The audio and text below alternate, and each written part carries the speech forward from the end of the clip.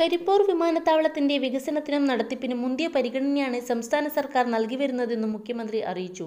സംസ്ഥാനത്തെ ഹജ്ജ് തീർത്ഥാടകരുടെ പ്രധാന യാത്രാകേന്ദ്രമെന്ന നിലയിൽ കരിപ്പൂർ വിമാനത്താവളത്തിന് വലിയ സാധ്യതകളുണ്ട്. എന്നാൽ വിമാനത്താവളത്തിന്റെ വികസനത്തിന് ആവശ്യമായ പിന്തുണയും സഹകരണവും കേന്ദ്ര സർക്കാരിന്റെ ഭാഗത്തുനിന്ന് ലഭിക്കുന്നില്ല.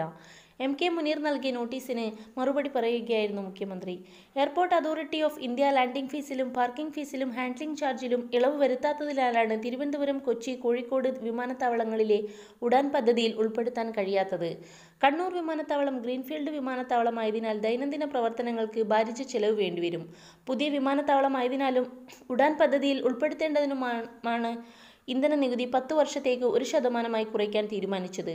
മംഗലാപുരം വിമാനത്താവളത്തിലെ അപകടത്തിന് ശേഷം ടേബിൾ ടോപ്പ് വിമാനത്താവളമായ കരിപ്പൂർ വിമാനത്താവളത്തിൽ നിന്നും അന്താരാഷ്ട്ര വിമാന സർവീസുകളുടെ എണ്ണം സുരക്ഷാ കാരണങ്ങളാൽ കുറവ് വരുത്തിയിരുന്നു. Director general of civil aviation പുറപ്പെടുവിച്ച നിർദ്ദേശങ്ങളും നിബന്ധനകളും പാലിക്കുന്നതിന് വിമാനത്താവളത്തിലെ ബേസിക് സ്ട്രിപ്പിൽ സ്ഥിതി ചെയ്യുന്ന ടെർമിനൽ കെട്ടിടമടക്കം മാറ്റി സ്ഥാപിക്കേണ്ടതുണ്ട്. നിലവിലുള്ള റൺവേയുടെ ദൈർഘ്യം, parallel taxi way, runway and safety area എന്നിവ നിയമാനുസൃതമായി വർദ്ധിപ്പിക്കണം.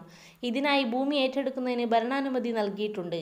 137 ഏക്കർ ഭൂമിയാണ് വിമാനത്താവള വികസനത്തിനായി ഇനിയും അധികമായി വേണ്ടിവരുന്നത്. കാർ പാർക്കിംഗ് സൗകര്യത്തിനായി 15.25 ഏക്കർ കൂടി ആവശ്യമാണ്. സ്ഥലം ഏറ്റെടുത്ത് എയർപോർട്ട് അതോറിറ്റി ഓഫ് ഇന്ത്യക്ക് കൈമാറുന്നതിനുള്ള നടപടികൾ അന്തിമഘട്ടത്തിലാണ്.